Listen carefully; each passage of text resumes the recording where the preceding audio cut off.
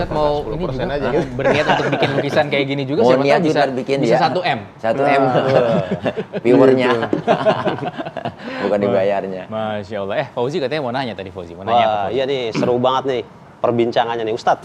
Kalau kita baca Quran nih, kan ada dalilnya tuh lam akulu alif lamin harfun. Walakin alifun harfun, walamun harfun, wamimun harfun. Nah, kalau baca ya kan ya. Kalau nulis nih, kaligrafi atau nulis Al-Qur'an tuh gimana tuh Ustadz? Iya pasti lebih banyak lagi ya. Lebih banyak. Karena kan sebab lukisan kita banyak orang baca nanti. Oh, Sama iya, tulisan betul, kita. betul. Sekarang alhamdulillah saya sedang melukis Al-Quran 30 juz pertama di dunia. Di mana tuh? Di Palembang. Palembang. Ya, jadi saya lewat di satu masjid namanya Masjid Baitur Rahman di Palembang. Saya kan orang Minang. Jadi tahun lalu, pas 1 tahun yang lalu lah, lebih lah 1 tahun yang lalu, saya dapat jadwal khutbah Id di Padang. Tahu-tahu habis itu pas tengah jalan ada PPKM darurat kan, diumumkan presiden kan. Balik ke Jakarta jauh, lanjut ke Palembang pun jauh karena acara di Padang batal. Lanjut ke Padang jauh. Maka kami di Palembang kata istri kita relax di Palembang dulu. Iya. Jadi saya di Palembang nginap di hotel, random sholat dari masjid ke masjid. Ketemu satu masjid sedang dibangun terbengkalai masjid itu. Saya habis sholat di masjid itu, tahu-tahu kan ada teman yang ngajak ke sana. Imam masjidnya bilang pengurus masjid, Ustadz tahu nggak? Sebelum Ustadz datang ke masjid ini, kami sudah iktikaf 3 hari 3 malam. Kami dengar Ustadz di Palembang, tapi nggak tahu dibuang kemana.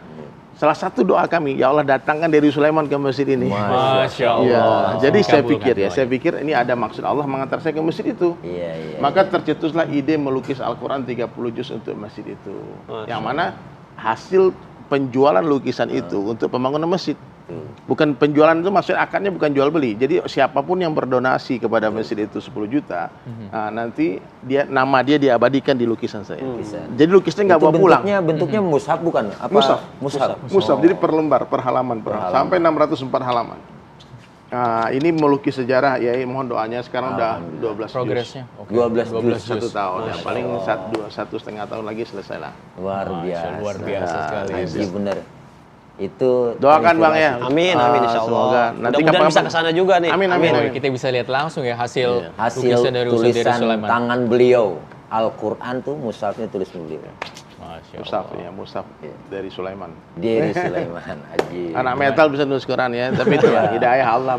Luar biasa. Gimana Bang. Ustadz anak metal bisa nulis Anak Al-Quran? metal, iya malu dong anak pesantren nggak bisa. Gitu dong balikinnya. Ya Allah luar biasa, Guru Dery ini benar-benar menginspirasi buat para pemirsa nih, terutama ya teman-teman ngopi lah, ngobrol perihal iman ini, banyak ilmu yang didapat. Tapi Ustadz Tile, cerita-cerita seperti ini pada zaman Nabi memang begitu banyak ya? Banyak, begitu banyak. Ya kayak Sayyidina Umar bin Khattab, luar biasa. Ada di zaman Rasulullah ada 2 Umar yang ditakutin. Rasulullah sampai berdoa, ya Allah kuatkanlah Islam ini dengan salah satu 2 Umar. Ada Umar bin Khattab, ada Umar bin Hisham. Umar bin Hisham siapa? Abu Jahal. Ya Abu Jahal. Abu Jahal. Abu Jahal itu namanya Umar bin Hisham, ya enggak? Abu Jahal, bapaknya kebodohan. Berarti memang enggak dapat hidayah. Yang dapat hidayah ya Umar bin Khattab, luar biasa. Bagaimana beliau punya adik namanya Fatimah ya, luar biasa, masuk Islam lebih dulu, tetapi beliau marah. Tapi Umar bin Khattab itulah lagi-lagi hidayah. Mendengar lantunan ayat-ayat suci Al-Quran. Surat Toha ya. Surat Toha, luluh hatinya dan ingin belajar. Bahkan dia membunuh Rasulullah. Luar Jangan biasa. pernah remehkan para pelaku maksiat. Benar. Betul, para pendosa. Karena kalau ketika mereka menangis bertaubat, seketika dia jadi kekasih Allah. Jadi orang-orang bertaubat nih Bang, dia bukan hanya ampunan Allah yang Allah berikan, tapi kecintaan Allah. Innallaha yuhibbu mutawwabina wa yuhibbu mutatahhirin. Masya Allah. Mungkin Ustadz Tile bisa memberikan kesimpulan dari kisah-kisah yang sudah diberikan oleh Ustadz Dery Sulaiman kepada kita pada hari ini. Silakan. Alhamdulillah, terima kasih.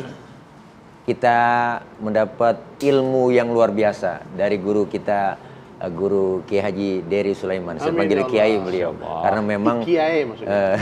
Kiai. Mudah-mudahan yang di luar sana masih banyak teman-teman yang mau melaksanakan hijrah. Kita pengen melaksanakan hijrah bukan hanya sekedar hijrah fisik, tapi hijrah mental. Beliau contohnya dan menginspirasi kita semua bahwa jangan pernah remehkan melihat orang dari luarnya, dari penampilannya, tapi lihatlah hatinya. Kenapa?